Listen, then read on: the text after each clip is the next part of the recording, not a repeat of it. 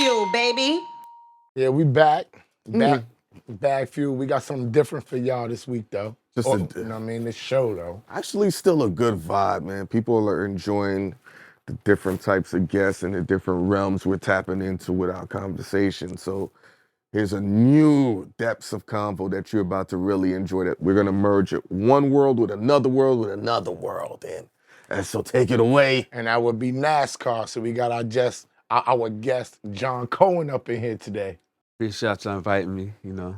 I see you got the Sunoco on you, Yeah, NASCAR, Goodyear. That's a lot of money on your shirt, man. I wish it equate to that, you know what I mean? But yeah, okay. they got all of it. Because you know they say when they slap the logos on you, it's a check. These are contingency, but Puma's my sponsor, Chevrolet and stuff. Oh, Puma was just a casual sponsor. Oh, I'm sorry. Yeah, I mean, you know, Emery Jones connected me with that, so that he definitely plugged me with a good plug on that one. All right, now I know a little bit about you, about your background with the cars that they told me that I didn't really know. Like, you used to race cars yourself in Jersey when you was younger? I mean, I used to race motorcycles. Okay, motorcycles. And I owned the car, and I used to everybody used to gamble like on 78 in Newark. So everybody had their own cars that they built, they paid for, and had somebody race it. And then at nighttime, like 11 o'clock at night, they used to block over by Northern State Prison on 78 over there. They used to block the highway off. And everybody used to gamble from Patterson. You'd be everybody from all over Jersey, South Jersey, come up. They block the highway off and do a quarter-mile race. So were you driving the car? No, I wasn't driving. I wasn't driving. You know, I used to have my own, you know, Ford back then, and then had people come in and race. How are you able to block the highway knowing it would be 2 seconds? Fast. Yeah, if the car be on a trailer, they block it real quick. It'd be ready to go and take off. It's a way to block it off, like when you get off the entrance right by the Newark Airport. So it was easy to do. Police never one time came in. It's 2 o'clock in the morning. Of course, state troopers come every once in a while. But it was known, and now they got rivets there where you can't even, you know, race on it no more. They ever chased you? Nah, they you know, they knew. It was like, I mean, people was racing out there since I was little. You know what I mean? It's like it's a known spot. It's an unknown spot. You know, like it's by the prison. You ain't bothering nobody. You know what I mean? It's one lane you know, taken up. It's not really. It happens so fast. You know, and then everybody go to like over by Seth Boyd in Newark, and then park the cars, and then tally up the money whoever won. Where did your love from building cars come from? Because I never heard nobody say that they were building cars at a young age and then letting other dudes race them. I always thought that you built your car and you raced it like a Vin Diesel type of thing. You know what I'm saying? Nah, well, my father used to build cars and race cars and stuff like that. You know, just here and there. But everybody knew it was about cars. Like, the car game was everything in Newark, Harlem, everywhere in this area. So if you had somebody out there, if they had, be a lot of, you know, everybody in the hood had their own race cars, believe it or not, you know, it'd just be different people. So it started with the love of motorcycles, and it built to that, you know. Do you think if Newark wasn't a port city that the car culture would be so high? Because part of the reason why you can get the cars out fast and ship them out, steal them, boom, they're gone. It's a quick flip. Nah, the hood game was why cars was big, and then Jersey was a stolen car capital. Yeah, because of the port right there. Nah, it was just because everybody in the hood was just stealing cars. Oh, okay. It had nothing to do with the port. It was in Jersey in the early '90s. Stolen car capital world was different. Like everybody, I tell people. New Jersey Drive. Yeah, I tell people, you know, NASCAR first burnout I seen was on Elizabeth Avenue in White Castle. What's a burnout? Like when you know, like donuts. Oh, spinning donut, okay. At first, his first real, you know, donuts I seen was on stolen cars on Elizabeth Avenue.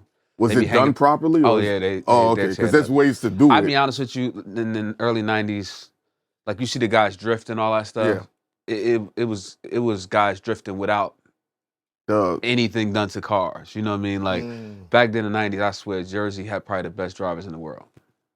And what he's saying is though, you put the emergency brake now and all that, and it'd be easy to drift. I seen car thieves drifting, cops drifting.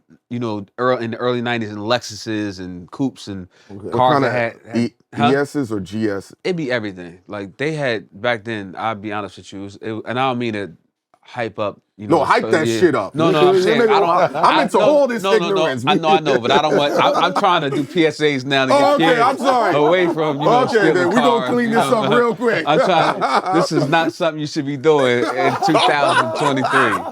But in the 90s, that was a culture of, and a lot of people just came home, from doing that 10, 15 years, just from stealing cars, Yeah. So it was a car culture of people.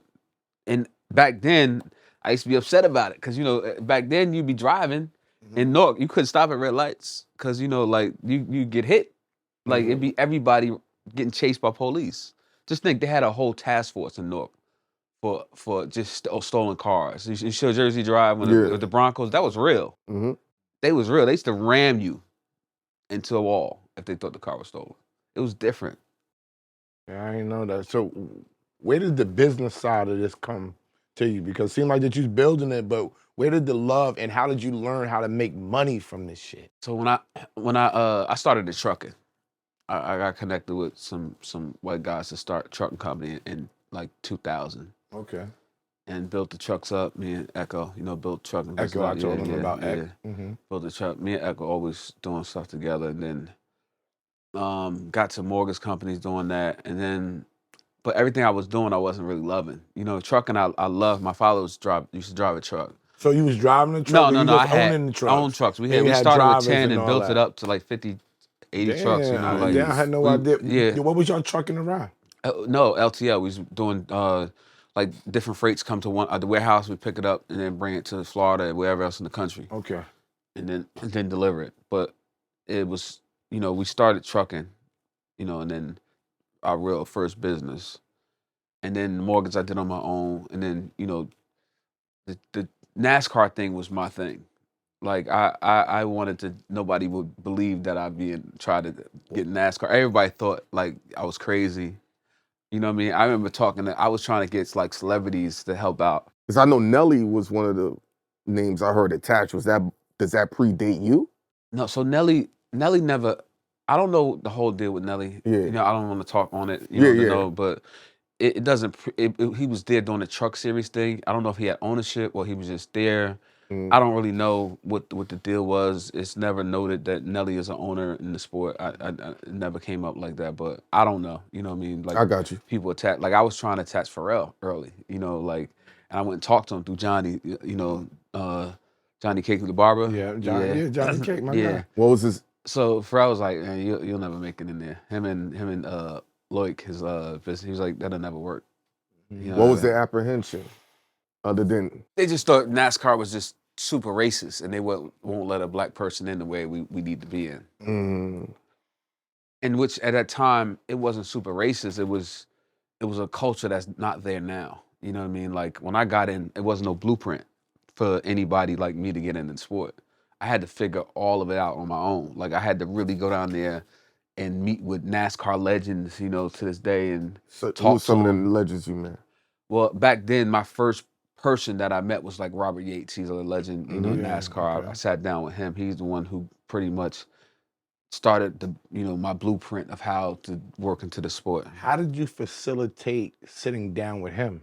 So it was, so I remember like I was doing late model races with a kid in Jersey. So I was like, I can do this. What is late model? Late model. So I don't know none of this shit. I apologize. Okay. I apologize. What is I late apologize. model racing? It's a kind of car. It's series. Okay. So you go from, it goes late model, Okay. then it goes ARCA, Mm. then it goes Truck Series, Xfinity Series, Cup Series, which I'm in.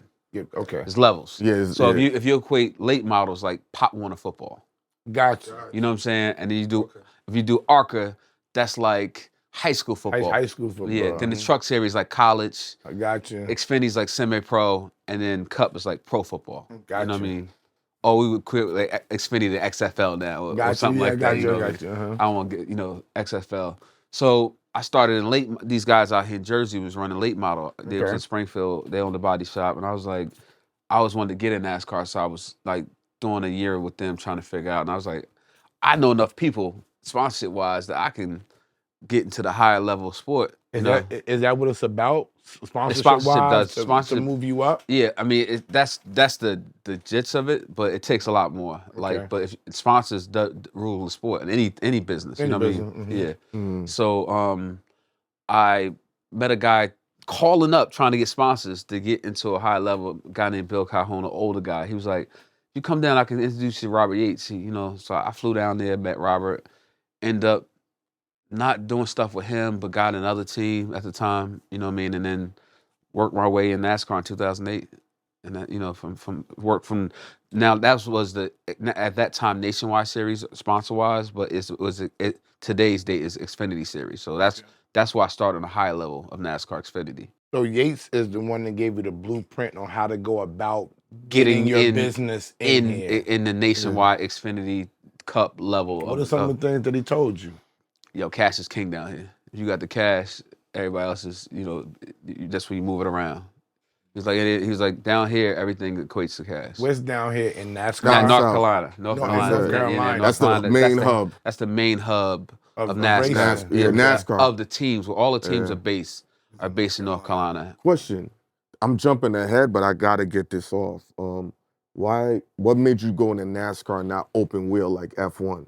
So Is it too much money or it's too much money. So most people, the Mm. general people, don't even know the difference between NASCAR F1 is the I car know. the open wheels. Yeah. It's Lewis the terminology. Hamilton and Yeah, them, so- right? I thought you would be there this weekend. Yeah, so most people don't even realize the difference between F1, NASCAR, and Indy. So NASCAR looks like a real car. The real Anybody that's car, watching, yes. it looks like a real car that you buy in the showroom. And it's just gutted out. No, it's not even No. gutted out. It's a totally different chassis, body. When I mean gutted, they don't have a rate. People thinking that they see the car. You got to take the radio out, the floors out for weight distribution. No, but it's not even that. You thinking it's a car that we buy and we gut it out. It's a different chassis. It's everything. Like, it's parts how we put the car together. It used to be you build a chassis, now we buy everything from different vendors, you know what I mean? But it's basically nothing like the show car. It just looks like it. You know what I mean? It's nothing like a car you buy, but exactly looks like.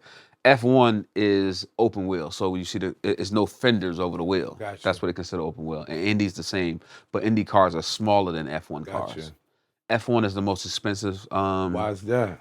I don't know. Yeah. I mean, It has a certain level of I don't want to use the word bouginess. yeah.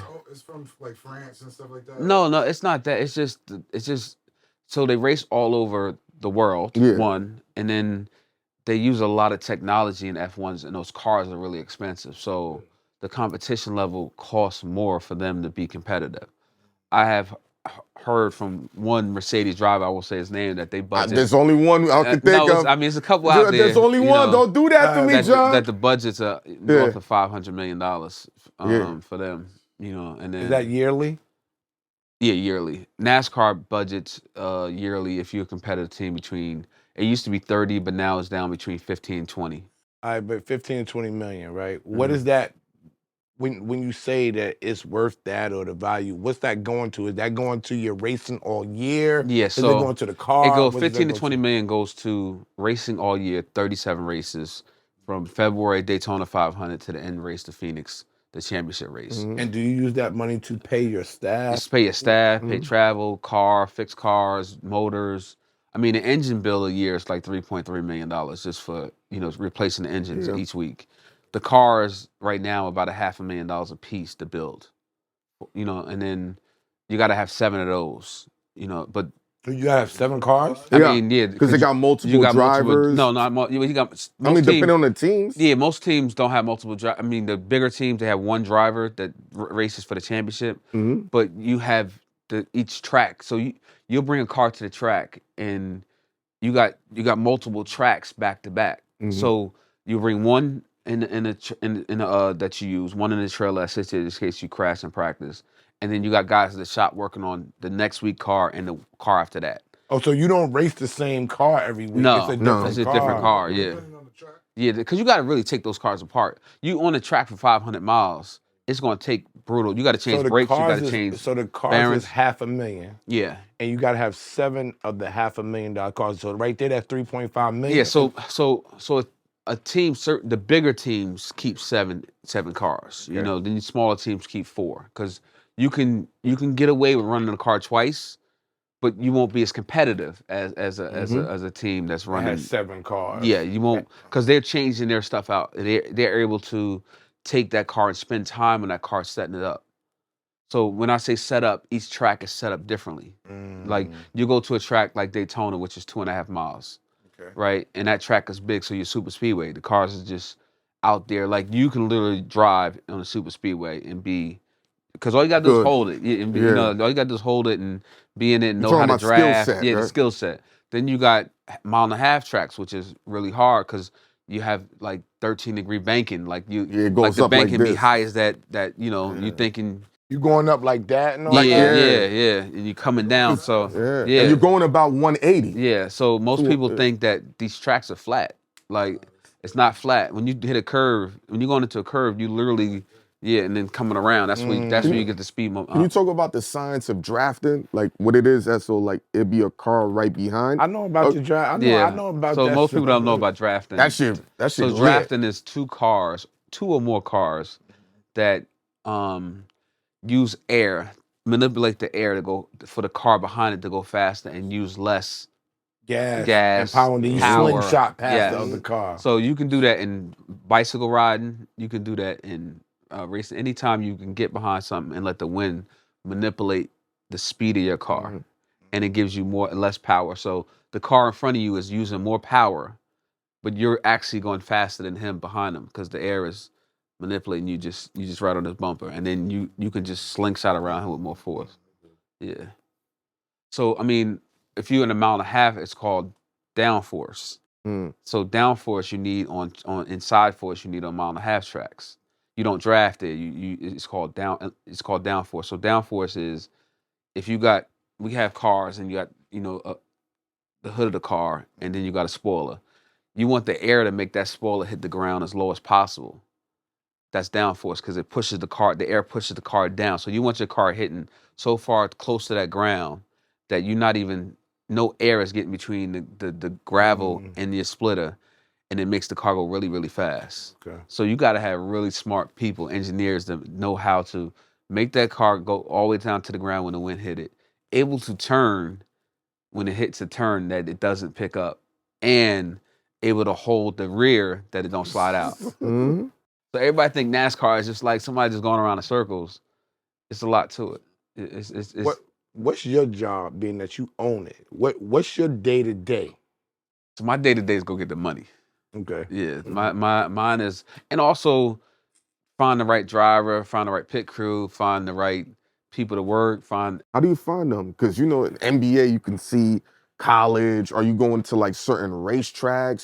So NASCAR is a small community. You know the drivers who going in and out of leaving. Right now, drivers are trying to figure out their rides for next year. Got you. The guy who I got is Greg Biffle. He's an older driver. You know what I mean? But he came back to drive and for me to help me out to build my team the way it needed to be. He just got listed as on the 75 greatest driver list of all time NASCAR. The Greg Biffle? Yeah. I'm familiar. Yeah. So out of respect, he's one of the 75th greatest drivers of all time in NASCAR. So he came back to help me build my organization to be a future dominant team. It's hard because you're a minority, right? Minority, and then a lot of times too, just being honest, it'd be like if I go to a marketing person, a CMO, right, and they'd be like, "Black people," like they're like, "Did you ever win?" Like, yo, I won. I'm in NASCAR already. What are you talking about? I mean, I ain't in jail. I ain't dead. I won. What are you talking about? Huh? We're gonna go sideways with this. SO already has the business plan. Yeah. We're gonna go to one of these record labels because they got artists promoting albums all the time, and we're gonna slap their album cover, right, SO, on the cars. Yeah, I mean, I tried that. What? You did? Yeah, Oh, I tried my that. fault? No. So record labels, They don't see. They don't see that vision. They don't see. Why don't they see? Because of the market. I keep trying to tell you, the market is different. I know artists that'll see the vision and but they're more independent. But where they don't see the vision. Yeah, but big where, money but is where what we're he's talking going, the bigger money people. It's like how Pharrell looked at it. Like you're not gonna make that splash in there. How many people that need to see this cover is really gonna see it if it's on NASCAR and it's not black people there? I think the play would be for him to get a black driver and market that black driver I mean, like a black driver, rapper. you got Bubba Wallace. Yeah, I understand, but you gotta it is black drivers coming up. Okay. Don't get me wrong. but like, you know what us. But I'm saying, why do I have to do that to prove to people that what I'm doing? All right, just John, understand. you know better. After George Floyd, right? Yes. All these companies committed. So I'm gonna do stuff with black-owned businesses. I'm Did gonna they do do this it? with this. No, No, of course. no. It was all it was all fluff. capitalism. They try to Understood. capitalize off of what George Floyd death was. You know what I mean? Some companies did do stuff, and some didn't. And then the thing is, the disparity in the urban community is that we don't get help because one, we don't help each other, and then if we do, it's always a stipulation why or how or what we got to do. You know what I mean? So I think for us, like for me, I have a program called the Urban Racing School. It's out of Philadelphia. I teach kids about all the verticals of NASCAR. Like no other sport has as many verticals business-wise than NASCAR. Like I can teach a kid engineering, he can go there. Teach a kid marketing, he can do NASCAR. Fashion, we got to make clothes. Design, we got to design cars and and logos every week. You know what I mean? Driving cars, pit crew members, athletes, executive, C-suites. You can do so much stuff in NASCAR that you can't do in any other sport of that level. You can't just go, you ain't a football player, that's it. Unless you train or you're a coach, or it's only a certain amount of dudes the NFL is going to let you in. Major League Baseball the same way. I've always said this. Once you get one person that transcends it and makes it look a certain way, you'll get the floodgates open. Yeah. That's why I think because of your, history in the culture, hip hop, the connections you have, it should be a deliberate job to say, let me get a young black kid that I think loves this shit and immerse He gotta be good. No. Yeah. I understand he's gonna. He got to be good. Listen, everybody got to be good. I'm not saying that, but you could look at a kid and say, "You really into this?" But why? I'm gonna cut you off. Why I gotta make a black kid a driver? I can make a black kid a crew chief, and he can be the one that the head mechanic. I'm gonna keep it real. That's what I'm trying to do. No, I'm gonna keep it real. You know what I mean? Because I don't disagree with nothing you're I can saying. make more engineers in NASCAR than I can make drivers. No, I but- need 5 engineers on my staff. Right? But to get the black engineers, you need a face for, especially when it comes to us. I'm that face. You're gonna need it to be a driver. I don't want to be a dickhead Why do you, about. but why Because do you, it's but like, why do you think that you needed to be a driver? You know why? It's no different than, who gets the biggest spotlight? The quarterback. Right now, it's the point guard. When you get the big positions, the driver is going to be the first face they see. why does Unless he becomes Jerry Jones. But I mean, If you become Jerry Jones, then you can transcend that. But it's not Jerry Jones. It's Mark Cuban. It's Jerry Jones. Is Jerry. But it's a personality, but also too is the community around him. Once those guys got some wins, then it became easy. If I win with a white driver or whatever driver, Spanish, whatever it need to be, it's different. It's a different conversation. I don't disagree. I think it's also too about our culture. It's dick riding. Yes. You know what I'm saying? Yes, Honestly, I agree. Kentucky Derby tomorrow. Mad niggas out there. Exactly. What But really what- goes on? What really goes on in Kentucky besides the Derby? No. But everybody flaunt their ass down there to go to Kentucky. Nobody even knows half of the F1 drivers, but everybody They in know Miami Lewis- right now. But what you I'm know saying? why? Because It's the culture. It's sexy. the coach is sexy. Also, you need opulence and money to go into those F1 events. It's a lot of money. So it's just like when we had the expensive champagne and we flaunting, I can get this and you can't. I can get the Birkin and you can't. To go to an F1 event, if BagFuel's out there in F1, you out there with us, they're going to be like, hold up. We got to look at these dudes differently. Esso's on the track. It's what, 30,000 to be around that space. But do you understand every I don't- NASCAR track has a private airport on the track? And every Now race, you- we got 100 private planes sitting there ready to take off and Guess land what you're every doing week. now? You stuck. I had no idea. We don't Every know. NASCAR track has a But private guess what? airport. BagFuel's gonna be at. We want to be at Daytona's next year. But in the bus on the driver lot, it's always every driver has pretty much $1 million bus sits there all weekend just for them. The money is in NASCAR. It's not F1 money. Don't get me wrong, because F1 money is different. But it's not just some garage that you see at Jiffy Lube. It's college campuses that look at the garages for the teams. It's some of teams that have a campus that you got to go through a gate, a security guard, and you walk in. It's like it look like Montclair State. Huh? But Huh? how do you deal with the looks you might have gotten when you first came in? Because I remember when I started going to hockey games, I was telling Essa, we were literally on the glass and everyone just like, what the f is going on? You ever got out in your car 125 and walked into a store and everybody hanging on the court, the looks they give you? Because you got a fly car? Yeah. Same thing? I know they about they shit. You know what I'm saying? So I was on my game. Yeah. No look that they gonna give me that I'm getting out. I'm not already on my game. So I don't even look at it like that. It's all the same. It's all the same. Like you know, if you don't like me, it's your problem. I'm not gonna really lose my day because they get out and I see that person is racist. You know what I'm saying? Or look at me. Now if they say I have people said something, you know, and that's different category. Now you approach me and say just like if somebody approached you on the street, say something's different. Yeah. But the looks don't bother me.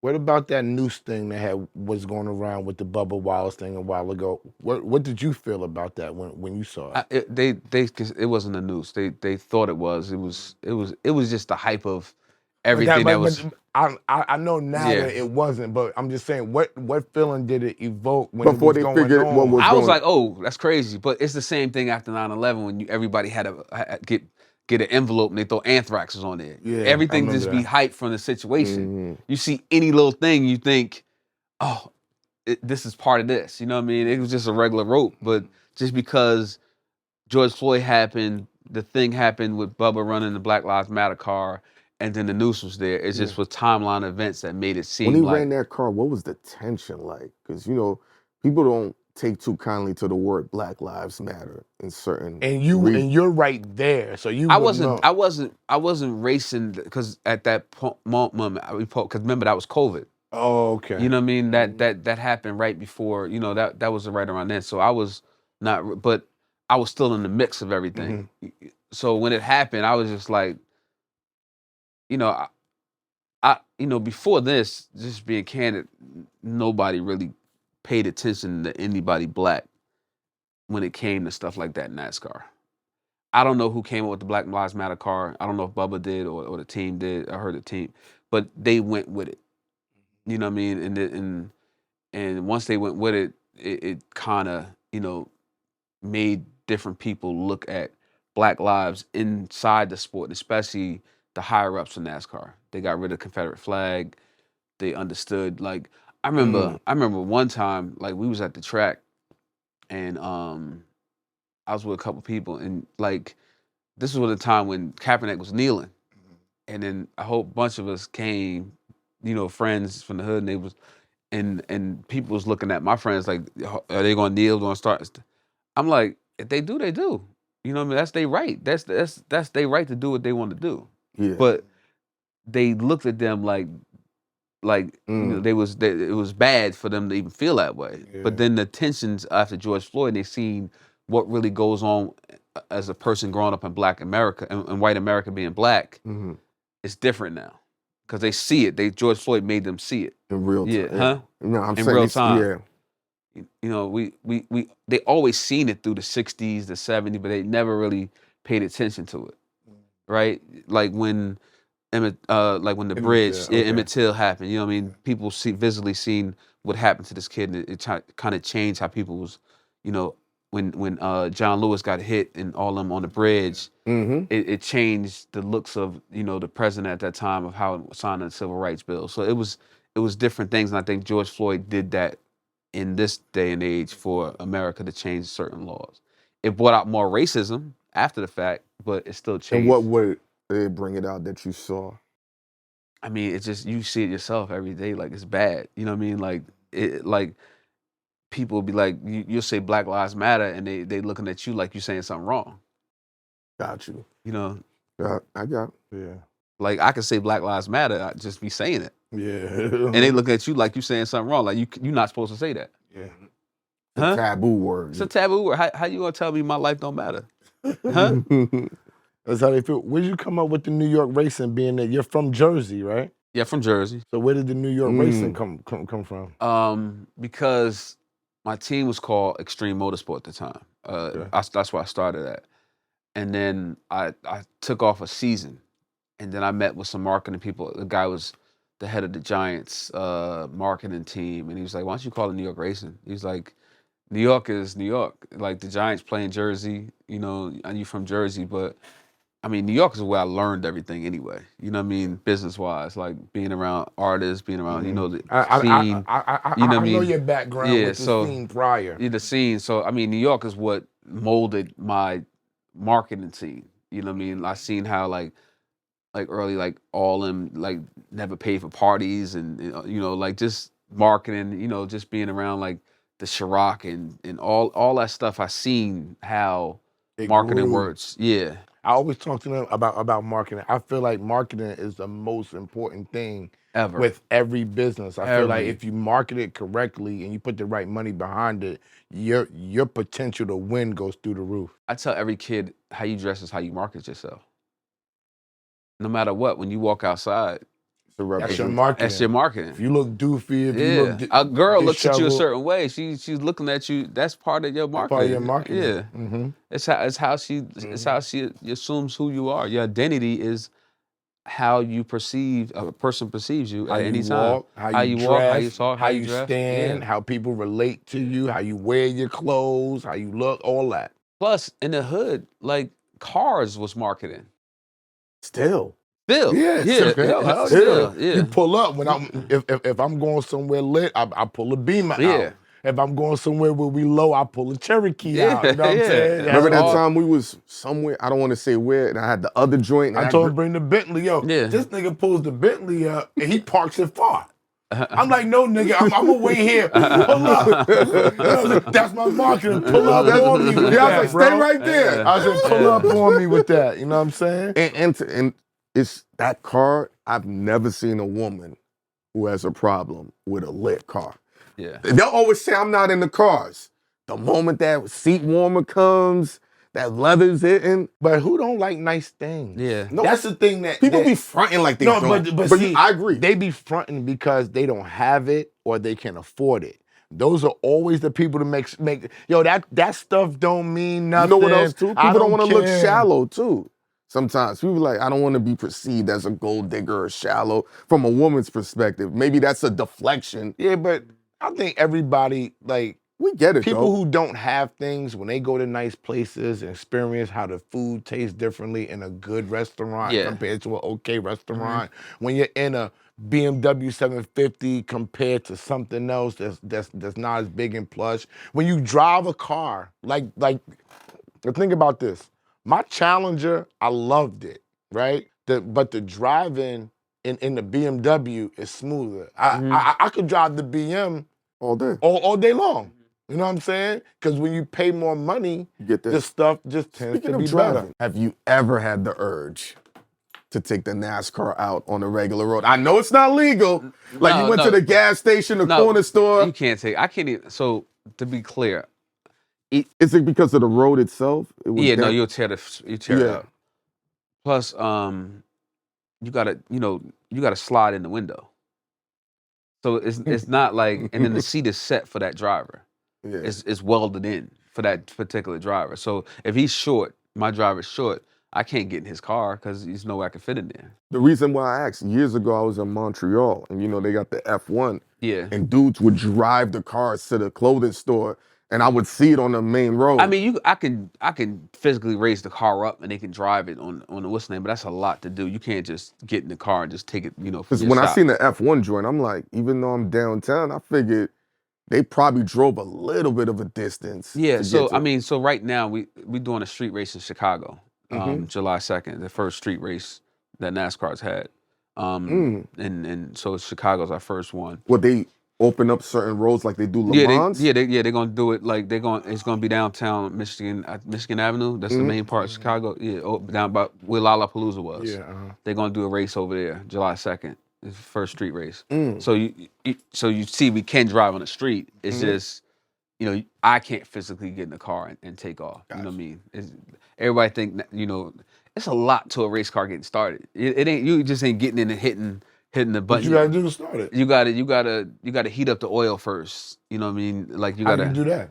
you got a machine that heats up the oil. You can't just start up. You can't just get in the car and just like once it's up, you know. But you got to heat up the oil first, and then you can start up the car. I mean, that's protecting your motor to do all that, but it's not just a regular get in and turn the key. You No gotta push start. yeah, just a flip and you cut it on. But then you got computers that hack the motor. You know, it's not just like you got everything is like digital, but it's still the same. It's totally different than a regular car. Is one of the goals to have a driver in a car at Le Mans? Nah, that's not my goal. My goal is to. That'd be lit. I mean, it's still a different series. I know. Yeah, so NASCAR is actually running a car this year in Le Mans. It's called the NASCAR 56. It's with Hendrick Motorsports. So Jimmy Johnson, Jordan Taylor, I think his name is, another guy who's driving. The 3 drivers, they're going to run in Le Mans to represent NASCAR as a whole to be in Le Mans. What does it take to protect the driver? Because people see those crashes and I would say NASCAR pretty much has been overall ever since, Dale Earnhardt passed away. Been safe cars. You know what I mean? Like you'll see like guys die in different series. Because these cars are not as safe as NASCAR, but the NASCAR stock car, they're I would say Technology is way ahead. Way ahead. I mean, they've been people got hurt, but no tragedies. Nobody died. Where you based out of? Because you said everybody, the big I'm in hub is in North Carolina. I'm in North Carolina. I live here, but my team is there. Is in North Carolina? Yeah, I want to move my team back up here though. why? I just want to be here where I can, like, we could have just been at my shop and done this. Got you. You know what I mean? Like, I can physically do that. I just need to find mechanics that's from here that want to be in NASCAR and that's able to Why work would on that the car. be hard to find? Isn't it more money? It's more money to be here, but it's still these cars are different. So you got to have certain mechanics that know how to work on these race cars. So I would have to physically get some guys so believe it or not, it's a lot of guys in North Carolina that's from the Northeast, from, Boston, New York, up like Long Island area, upstate New York, South Jersey, that's in NASCAR. It's just they down south is rooted. Now, honestly, the cost of living down North Carolina is getting high. Yeah. So it's not going to take a lot for a lot of guys that want to leave. But still, New York, New Jersey is high. But if you come up here, maybe the sponsorship level comes up higher, and I can, pay guys a little bigger salary to live up here. Yeah. So that's my goal, to have a team in Jersey, New York area. So you got a place in North Carolina, or you just go back? I just go back and forth. Yeah. So I mean, isn't that? If it was me, I would feel like I don't got enough control. I feel like I would need to wake up and be able to drive to see what everybody's doing, what's going on. I mean, you got to understand, it's not like a regular 9 to 5 when it comes to racing. These guys want to win. So they're not just, it's not like, it's self-motivated. It's self-motivation. It's not like you in the shop and you got to worry about somebody working on the car. This is what they love to do. When you love to do it, you do it. Like somebody making music, you got a producer making something. You ain't have to check on them like, yo, you got that beat. He already got 5. You know what I mean? Because he love what he's doing. The same thing with NASCAR. You don't have to stay on top of people of what they do. They want to make sure this car is fast. What do you use from the music background? Since you brought the producer, what aspect of the musical background that you've known from management and everything that you apply within your NASCAR shit? That's a good question. I would say the marketing side. Mm-hmm. Yeah, like I just an artist is not popular unless they market it right. Yeah. And the driver and the team is not popular to sponsors unless you market it right. Okay. So I would say and then the culture of the scene, like how an artist come out, how he dressed means a lot to his music. And the same with a driver off track. What you mean, really? His suit. Not even the suit. I'm talking about the way he presents himself off the track. You know what I mean? Like you see Lewis Hamilton. Yes. He tries to dress culturally. Like the Tommy Hilfiger, Louis. You know what I mean? It's no drivers like that in NASCAR that's dressing like on that level. Really? Yeah, all of them. That's what I was talking about. Getting a black kid. Even a black kid sometimes don't dress like that. You know what I mean? Not everybody dresses like we think. Because we black. Fashionably, you saying fashionably. Yeah, just think about when you go to North Carolina. Everybody in North Carolina don't dress the way we dress. Don't dress like New York. Yeah, don't dress like New York. Some of them do. Don't get me wrong. But And it's still like you still got to train him in his mind to be like. But there is this one kid, Rajah Karoof. He's a young driver from DC in NASCAR. He's in the Truck Series, and another kid, LeVar Scott. So these two could be the transcendent culturally to be a new name between the culture, the sport, the communities, in NASCAR. LeVar's from South Jersey, you know what I mean? So they both from up here enough, and they can both drive. You know what I mean? So, I mean, I feel like hopefully both of them will change the way the sport is looked at on the black side as far as the driver, the way you was trying to present it. So with the Puma, because you say you sponsored by them, like where's it placed on the car where it's sold? It's on the rear quarter. They do all my apparel. So Puma Motorsport is probably one of the biggest motorsport brands as far as apparel. Like Adidas used to be in the sport. Nike doesn't do it. Why not? I don't know. Okay. I mean, Nike does it through Jordan brand. Mm-hmm. But Puma has Lewis. They have Mercedes. Mm-hmm. They have Red Bull. All F1 drives Red Bull, Max Verstappen. So I'm really the only NASCAR team with Puma as motorsport wise. You know, and trying to do stuff, change the culture of the way it's looked at with Puma. What do they bring to the game? Do they help with marketing ideas for you? So it's a new relationship. So right now it's building. We're trying to build to that. But everything is, year out. Like when you do clothing, you try to build it now for the next year. So that's what we're doing. We're trying to build a plan to change clothing for next year. So Puma got like June Ambrose. They got Emery Emery running. I heard he's been doing that for a while. He Actually got to be doing a great job because his name is still buzzing and he's bringing people in and he's still there. Yeah. Because people be changing positions a lot. And he don't work for Puma. He's basically like making deals and making Puma. Because Puma, before Emery got there, Puma was okay, but it was the culture didn't really care about Puma anymore. I'll be honest with you, Emery changed the way. And then Jay. Was he like a lifestyle specialist for them or something like that? I don't know his role per se, but I mean, he basically, does a deal with, Any plans to do like a NASCAR collaborative sneaker? Yeah, I mean, I want to do that. Yeah, but it got to be dope. You can't just do a sneaker. Of course not. You got to make sure that sneaker's is on point. You know what I mean? My vision of a sneaker, if I did do it though, it'd be like my number's 44. I would want it to resemble like somewhere like the Bo Jackson's was with my numbers on the back, you know what I mean? On the front it had, something that's the like oboe, the black and gray. the black and gray with instead of 44 in the back. Black and gray bows yeah, my joint. symbol, with the suede on the front, something with like the 34 that. on the back. Something like that. Did you pick that 45 or it was given to you? No, 44, I picked it. 44, what's the... I'm glad you asked that question. So in my deck, even that 44 to me symbolized black excellence. Mm-hmm. So I that picked... Reggie Jackson? No, so throughout history, the number 44 meant a lot to black athletes and black people in general. So Hank Aaron, Ernie Davis. Ernie Davis. That won the first Heisman Trophy winner for Syracuse. Ernie Davis, yeah. Won 44. Hank Aaron, home run champ. Reggie Jackson, Mr. October. Obama, 44 president. Lewis Hamilton, I didn't know he was, when I got 44, I didn't realize the next year he was going to have 44 because he ran 44 in go-karts. So Lewis Hamilton runs 44. So it keeps going. There's more 44s out there, but 44 to me, I felt like was a number that a lot of black people succeeded and changed the narrative with 44.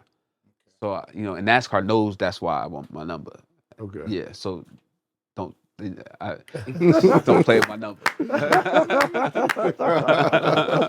Don't play with my number. We had issues at one point. For a while because of the number? No, so they I ain't gonna talk about it here, but we had issues. You know what I mean? But I got my number back. Oh, they had taken the number from you? Because I didn't run that. I didn't run that one season, and then the team came and they used it prior and they got it back. So I grabbed another number, and then when that team wanted that number, I made sure I got my 44 back. But they know now. It's like it's a no-go. That's My your number number 'cause with you ain't New York going nowhere. racing is like how Hendrick Motorsport is with their 24 with Jeff Gordon. Like Yeah. it's teams that Synonymous. yeah with their team. You know what I Okay. mean? And my 44 is gonna be synonymous with me. It ain't going nowhere. Or we So gonna how do you go out and raise money? What's the process? it be people you know. Like it ain't raising like say if you knew somebody at Kellogg, like yo, my homegirl works in marketing at Kellogg. That's how I get. I think with me it'd be more connections of who I know. It's just getting to that point. And when I meet her, it's like oh well, NASCAR is still like a little racist.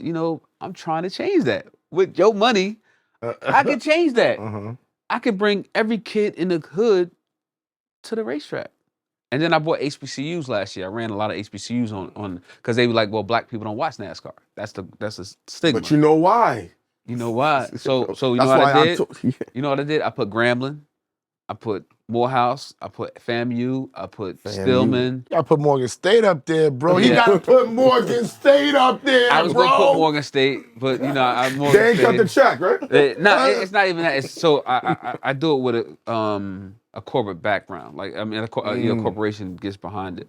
So I showed that if I put a black college on there, that the student body will watch it. They had watch parties at the campus during the race, especially when I put Grambling for the Daytona 500. Yeah, so I showed that we will watch as long as it's something that we want to watch. Just like when Tiger Woods is playing golf. Where'd you come up with that strategy? I'm sorry. No, go for it. Where'd you come up with that strategy from, though? Because that's marketing. Was it just you? Do you got a team? Where did that thought process come from? The tactic, it'd be me thinking at night, like how I can change certain things. Okay. It just be like I'd be sitting there like not doing nothing and like, you know what? Because when people say to me, I take it to heart. Because I feel like black people can make anything fly. We made the Kentucky Derby fly. We make anything we want. We make golfing fly. Yeah, but we make golfing fly. But you know why? Look at the kids from Eastside Golf. They're making the clothing line. And that's why to circle back, that's why I wanted you to get that black driver with the 44 in your background. And it looks, because then you're going to see, like you said, we're going to start dick riding. But timing is everything. I agree. Yeah. So most people don't even know. I played golf in high school. I had golf scholarships because I played football in high school. In New Jersey, my football team Which is a football state. Yeah, my team was the number 2 team in the country at the time. We was the best high school team in the state of New Jersey for years, and we used to whoop everybody What ass. school was that? Union High. Yeah, We used to High. whoop everybody ass in the 90s. Right? Yo, Let's be clear. So we had to do. Our coach made us do something in the spring because they didn't want us to be having too much time. Okay. They wanted us to have a sport. I never liked running track. When I was little, I worked at a golf range, and I used to like pick up the balls. Like I was 12, 13. Me and my cousins would pick up golf balls. And then the trainers there, the coach, the pros, I used to sell them golf balls on the side. Like at 12 years, I used to be selling them buckets of ball for like $50, $100 for the day. Because they would have to spend more money. Oh, you know what I mean? Buy more golf balls. Yeah, but they had to buy for their clients. They had to buy a bunch of sites to sell them on the side. So one trainer, back then. yeah. So one trainer was like, saw me hitting. She was like, "Well, if you I'll train you, just give me the balls." So she taught me how to play golf by just giving balls. I was 12, 13 years old. So when I was in high school, I remember like my linebacker coach was the golf coach. And I pulled him aside like, "Mr. Jill, I want to play golf with you. That's what I want to do in the sport." I end up being like the 4th kid on the team, which you got 6 kids that's on it, 6 and like 2 reserve. I end up being 4th, end up being decent golfer, black. But I remember like back then, like it was the 90s and black people wasn't going to golf course like ball straw. I remember the kids on my team. I remember Clark, I don't know if you know Clark, New Jersey, KKK is heavy out there. And that's around with balls. They used to be like, yo, they see you playing golf, the KKK will grab you off the golf course. So I used to keep a small knife in my bag thinking like, you young, you 14, 15 years old, you like, you gotta protect yourself. I really had to keep a knife in my golf bag because I'm thinking they're gonna snatch you off the greens. Exactly. It's crazy. Like and it relates back to NASCAR now. The same thing people tell me, like you go to a certain area, like, but it don't bother me. You know what I mean? Like you snatch me, you better bring it. Like I'm just talking about like now. But like as a kid, I dealt with the same mentally. It was like stuff that was mentally preparing me as a kid that I never realized till I got to older. And you look back, like my trucking company prepared me logistically how to do NASCAR because we got to go all over the country. My mortgage company helped me find marketing because you had to do marketing with mortgages, had to go after people, had to talk to people, had to talk to different clients. It helped me get to that point in NASCAR. So everything that I did till I know now helped me. Nobody really paints the picture of how you get to this point in life, but it's little things that along the way that groom you ways that you don't appreciate until you think back like, oh shit, that was grooming me. I mean, correlating that to what we're doing is like when he brought me to the content space. All I ever did was say, yo, we need to bring the business side to the content space. And I always thought about the music business. Because all we ever do is market first. Market. So my thing for him was, yo, I'm gonna grow my hair. I'm gonna make sure that my sneakers is always a certain way because that's who I am. I always mention I'm from Queens. Queens is a big deal for me. You know what I'm saying? My biggest market, it adds on the foundation. It's all a part of the whole marketing side, letting people know where you from, grabbing people, shouting people out so that they know that they're still seen and heard, and then you build your foundation and you bring it back. Then he brought me into, now we just got to get better at the craft. And he put all those type of things together. And that's what I bought. I always think about grassroots marketing. I say people from the music business can do anything in any business because it encompasses so much and so many different things that you have to deal with and know to make a person with one song big to the world. They think you just throw it out, you spend so much to go into music has a part of all history since day one. So music is always gonna be attached. Even with NASCAR, you see the races, you know, commercial come on, music, it'd be some artists. That's why I want you to have that particular driver, because I've heard white people say this. They feel a connection when they see somebody that looks like them doing well.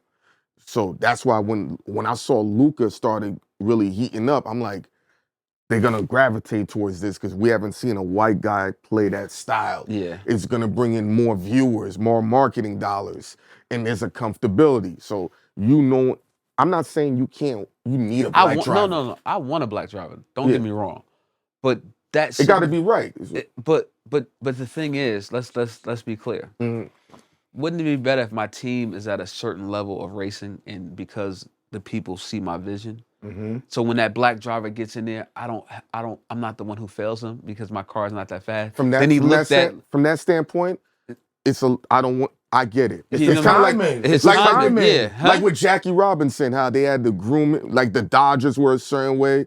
So now if he brings in a black driver and they start messing up, look, I get that angle. I get it because he's already in the minority. So you want to take time to prove yourself and do it with other people. So then when you bring this black driver in that you know is going to be even more rare than who he is, you're putting him already on a successful platform that you don't got to build or explain to anybody anything. It's just like we coming out winning. Too much talking is a problem. Then you don't have to answer this question if you don't want to. Do you have a target of success that you need to reach? Then you'll feel comfortable bringing that on? A certain amount of wins? No, it's just money. If I have sponsorship for the next 5 years, that's $15 million compared to the white teams. And I said stop saying white teams. The other teams, the other successful teams in NASCAR. Then it's not going to be. So Chevrolet has become a partner of my team, right? So my team is equal to every other Chevy team as far as a partnership with. So like Chevy has been a real partner with me. Like they didn't just say, oh, we're doing this for diversity. They have said, we're going to do this for diversity. And then I have turned around and told them, you not only did diversity, you did equity with me because you made me equal with every other owner in the Chevrolet space, which I feel comfortable enough for my cars to run fast as long as I got the money there. I can go to Chevy, get the technology. They help me make my cars go fast. Like, I'm still a small team, but with Chevrolet being there, I'm not nervous of getting a big sponsor and saying, oh, we can win. You know what I mean? Like, I know I can win. Where do you get your money from? When you bring the money in, do you keep a percentage for yourself? How do the owners get paid? And we get paid off the TV rights. You know, NASCAR gets paid. I mean, we get paid. So we get paid from every time you race. you get a purse, whether you finish last or first. So the purse can depend on like if you finish. So Daytona 500 is the biggest purse. Mm-hmm. If you win Daytona, you win $1.8 million. If you come in last place, it's like 300,000. That's the biggest purse. So it depends. So the next smallest race, So do you keep that? So do you and the owners keep the purse money? if you have enough sponsorship money. If you don't have enough sponsorship money, you got to roll your purse money into your car just to keep going. Makes sense. It goes both ways. So if you had a sponsor, then it becomes a viable business that you make money. Then you got merchandise. You know, if your merchandise is hitting, you making just as much money on merchandise than you making off the purse. How you what type of merch are y'all selling? Hats with the name on it, or is it the driver? So right now, like we working deals with, for Puma to sell these shirts, like F1 sell all, the team shirts like this, and the hats, the jackets. And y'all sell them at the event? Yeah, so right now I just signed a new deal with NASCAR, so my stuff will be in the trailers, it'll be on NASCAR.com, all that stuff. Depending on the design, does Puma feel like this is something that can transcend outside of the racing and putting it in their stores as well? No, well, I mean, it's gonna be sold throughout NASCAR. Also, too, my stuff is different. Like how you got the Gumbo Chanel on it. My stuff is New York Racing, all the Chanel. Like I do the Letterman jackets. I do everything that's different than everybody else doing that somebody would want to wear. I definitely anywhere. want the Letterman jacket. Yeah, you know what I mean. Want one. It's black and white. Yeah, it's black and white. Yeah, I figured because I see your When it comes to the sponsorships, do they have particular obligations that you need to fulfill certain requirements, amount of wins you need to get, or placements? So a lot of times now with companies, everybody think it's about wins. And yes, it is about wins, but for me, I don't have wins. So I have to give them other things to make them want to, yes, for their value. So for me, my urban racing school, doing stuff with the kids, I got a STEM truck that we building out right now. So just say if I race in LA, I'm bringing the STEM truck to Compton, Watts, teaching kids about engineering STEM, bringing these kids to the track, showing them what I taught you here on Wednesday is what we do on Sunday at the racetrack. Get some of the kids excited about racing. I might get more kids wanting to go to school to do this than maybe wanting to dribble a basketball, you know what I mean? Gotcha. And go into a dream that may never happen because you may not have the skills. Like you can focus on school a certain way if you have a goal to meet. And that's and just getting technical, like a lot of companies, they worry about their ESG report. You know what I mean? What is that? It's like economic, social, and governance. It's like showing the sustainability of what goes on in the world, like green, changing the way the footprint is right now. So a lot of companies worry about that now. They worry about like the footprint of what's going on in the world. The effects that they're leaving behind the world. Sustainability, yeah, like global warming, like changing over from combustible engines to electric cars, like stuff like that. So you try to change the way certain companies look at the economics of what I do and try to bring more Black people to their company and culturally and sustainability and stuff like that. You mentioned about having a certain amount of money. If your money's not up to par or it's not up to a certain standard, does that affect how fast your car goes? Yeah. In what way? Just look at it. So like I said, you don't change certain things every week. You got a lease motor, so you might not have the most powerful motor.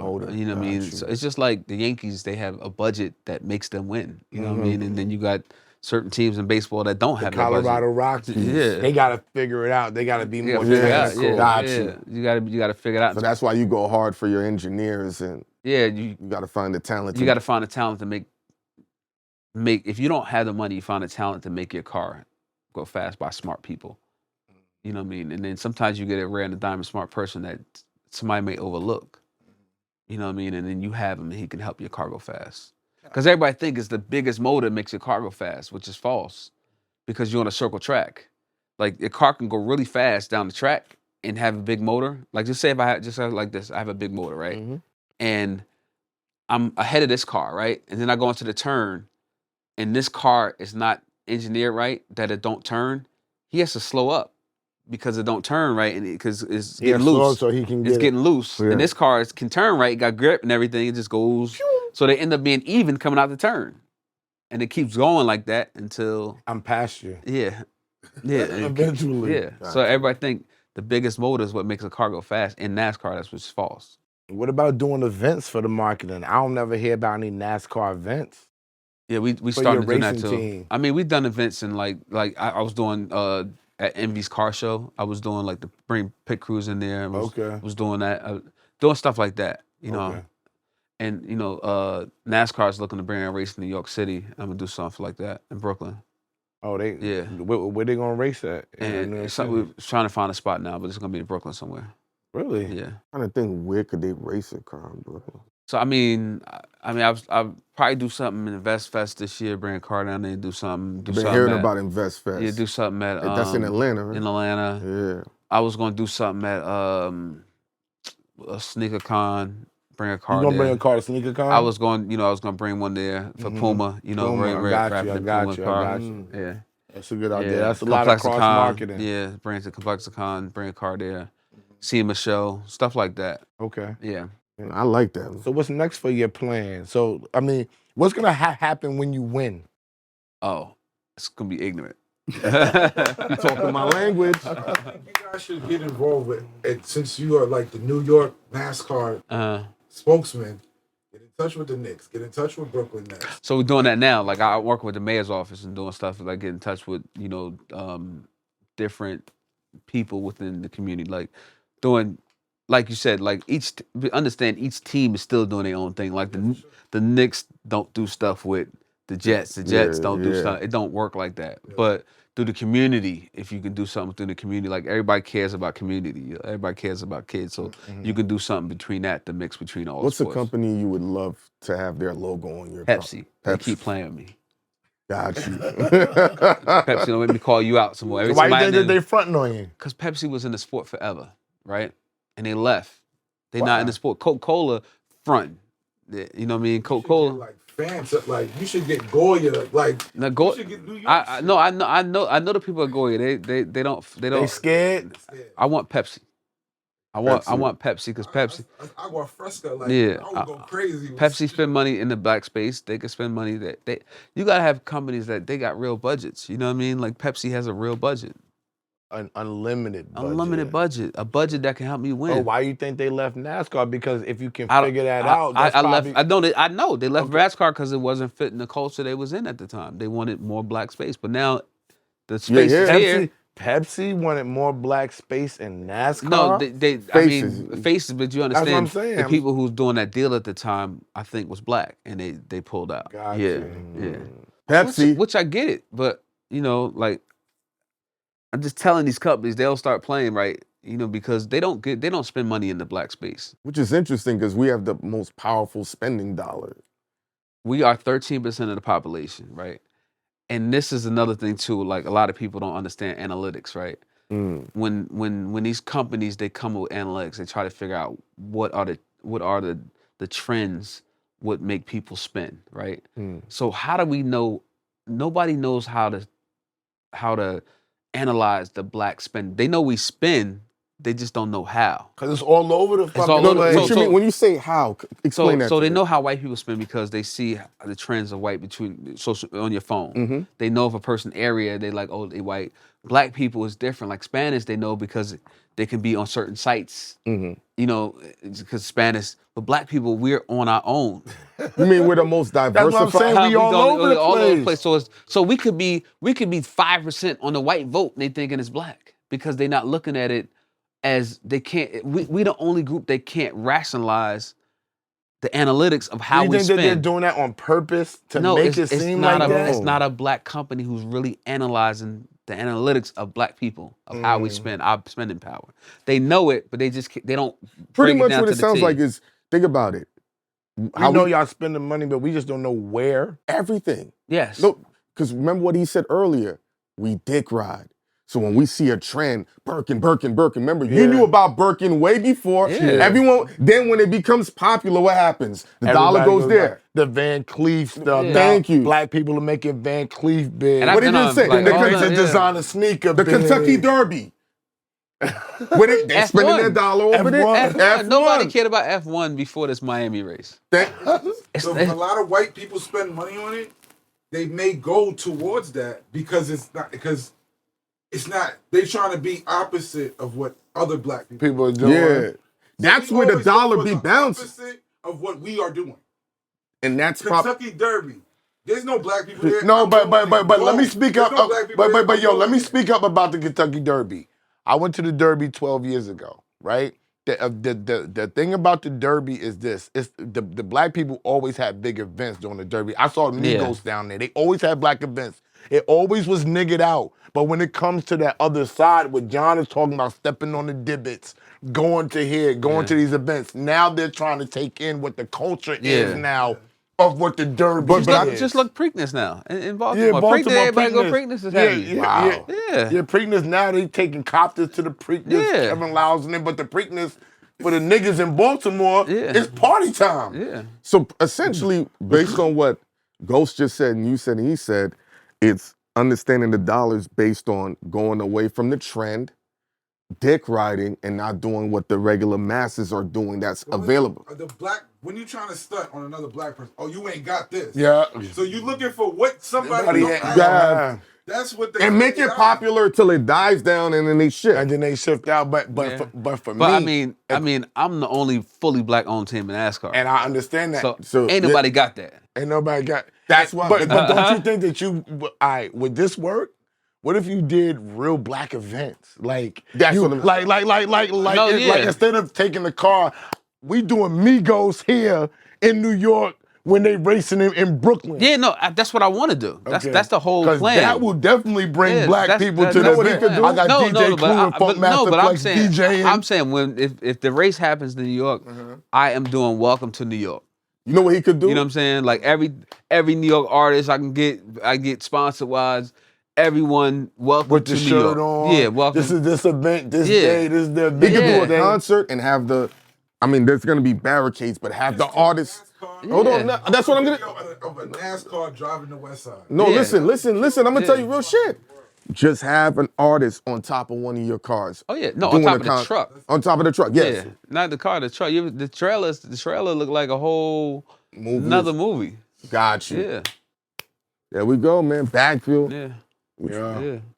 I enjoyed this, man. I enjoyed y'all. It was definitely something different that I know people are not expecting because because I'm gonna be honest, I don't even think that people even know that there's even one black owner in NASCAR. I think that when they see this and then to think that he's from New Jersey, he represents New York, he has background in the music business, he has background really racing motorcycles, it's really like he's not from a story of like he grew up with a bunch of white kids and they all did the racing and now he's in it. It really came from the ground up. Yeah. And I feel like if people know that story. HBCU, Grambling State University, played for Eddie Robinson. Wow. Exactly. Yeah. You know what I'm saying? The legend, yo. Yeah, played for Eddie Rob. People need to know that they can do this type of thing. Yeah, but my team is not one angle that all these companies say they want to. Like when they be like, "Oh, I want to do with HBCUs." I went to HBCU. What artist would you bring out to a racing event, or would you like to have attached for 1 year? It could be a legend, if icon. Pepsi came involved and you like, yo, I want to give him a bag to attach him to my company. Hold on, let me. Artist or somebody. I would say Rihanna. I got a cheaper person that would get a bigger impact. Ooh. Casanat. That could work.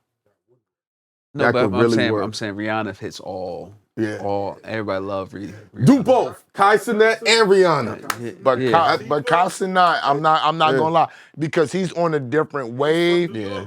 He would be. It would. He get and a he's lot young. He's young. And he's young. You would tap a whole market region, and it'd be much cheaper. Much cheaper and more. I mean, I'm not spending the money. Whoever is, they spend the money. Let him get both though. Let him get both, Rihanna and Kai.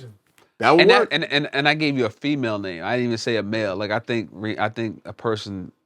If to change the culture of it, like you need. You know what you need? You would need Fenty on the car.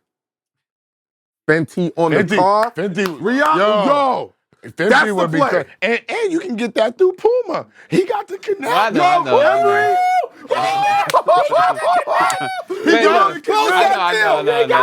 All we need is 1%. Now that's BagFuel right there. Put it together. Put 50 on the car. Rihanna go through the Puma Connect. You lit. Fenty Puma, Yes. 44 New York Racing. Yes. Oh, Check out New York Racing. How can they find you? Is there a website? Instagram, all Instagram is at New York Racing Team. You know, website same thing. Twitter, all the same. NY Racing Team. That's Ghost type of thing. Have everything in unison. That's marketing. That's the only way to go. Yo, I appreciate y'all though. Down. I appreciate you. Thank you for coming down. Hold Yeah. on. I got some stuff though, so that y'all know it's official. He bought us a hat. I got a I hat got some more right hats in the here. car for y'all. You know what I'm too. saying? Love it. Got the T-shirt and all that. Yeah. So he is doing his marketing and branding right now. That's just that's just the you know. It's all the- real. That's yours too. Thank you. Yeah. It's all real, yo. Thank you for coming out. Like, subscribe, super thanks. Share the videos. Follow everybody. Keep signing in. Keep spreading the word. We really appreciate y'all. BagFuel to the world. To all the racers out there, when you're racing on that road and you beating that car next to you, you smoking that Tesla, you scream 44 from my man John. Yeah. Just don't have that loud pipe because some cars are slow. Shouts out to the NYPD. Those detectives held us down the other day. Yeah, Respect. shout out to them. Yeah. Word up. Word. Woo. Thank you.